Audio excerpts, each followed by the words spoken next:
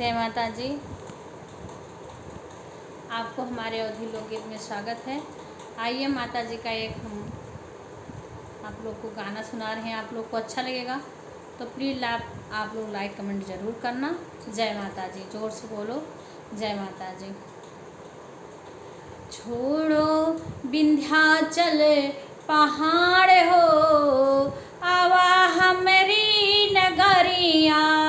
छोड़ो विंध्याचल पहाड़ हो, आवा हमारी नगरिया।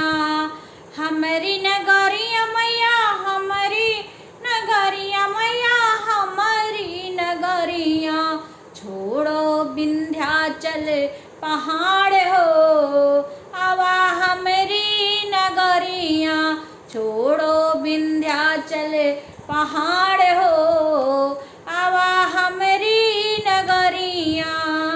हमारी नगरिया मैया निमिया के बगिया। हमारी नगरिया मैया निबिया के बगिया। निबिया के बगिया मैया, निबिया के बगिया। मैया झूला पड़े दिन राति हो, आवा हमारी नगरिया। मैया झूला पड़े दिन राति हो, आवा हमारी नगरिया। छोड़ो विंध्याचल पहाड़ हो, आवा हमारी नगरिया। हमारी नगरिया मैया, हमारी नगरिया मैया, हमारी नगरिया। छोड़ो विंध्याचल पहाड़ हो, आवा हमारी नगरिया। हमारी नगरिया मैया अड़हुल के बगिया। हमारी नगरिया मैया अड़हुल के बगिया। अड़हुल के बगिया मैया, अड़हुल के बगिया। मैया माला पहिरबे दिना राति हो, आवा हमारी नगरिया।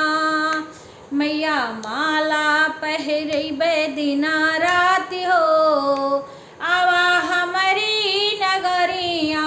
छोड़ो विंध्याचल पहाड़ हो, आवा हमारी नगरिया। जय हो विंध्याचल माता की। छोड़ो विंध्याचल पहाड़ हो, आओ हमारी नगरिया। हमारी नगरिया मैया, हमारी नगरिया मैया, हमारी नगरिया। छोड़ो विंध्याचल पहाड़ हो, आवा हमारी नगरिया। हमारे नगरिया मैया बेला चमेला। हमारे नगरिया मैया बेला चमेली। मैया गजरा पहिरबे अपने हाथ से, आओ हमारी नगरिया। मैया गजरा पहिरबे अपने हाथ से, आओ हमारी नगरिया। हमारी नगरिया मैया, हमारी नगरिया। छोड़ो विंध्याचल पहाड़ हो, आओ हमारी नगरिया। छोड़ो विंध्याचल पहाड़ हो, आओ हमारी नगरिया। हमारी नगरिया मैया भगत बहुत हैं। हमारी नगरिया मैया भगत बहुत हैं। मैया पचरा सुनई है दिन राति हो, आओ हमारी नगरिया। मैया पचरा सुनई है दिन राति हो, आओ हमारी नगरिया। हमारे नगरिया बटहर बाजा जवाब जरिया। हमारे नगरिया मैया बाजा जवाब जरिया। मैया चुनरी ओढ़बे दिना राति हो, आओ हमारी नगरिया। मैया चुनरी ओढ़बे दिना राति हो, आओ हमारी नगरिया। छोड़ो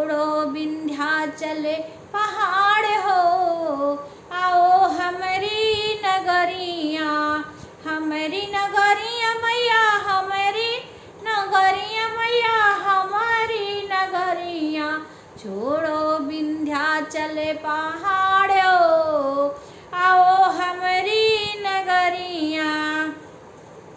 हमारे नगरिया मैया भगत खड़े हैं, मैया भोगवाला गई हैं दिना राति हो। आओ हमारे नगरिया मैया भोगवा लगई हैं दिन राति हो। आओ हमारे नगरिया छोड़ो विंध्याचल पहाड़ हो।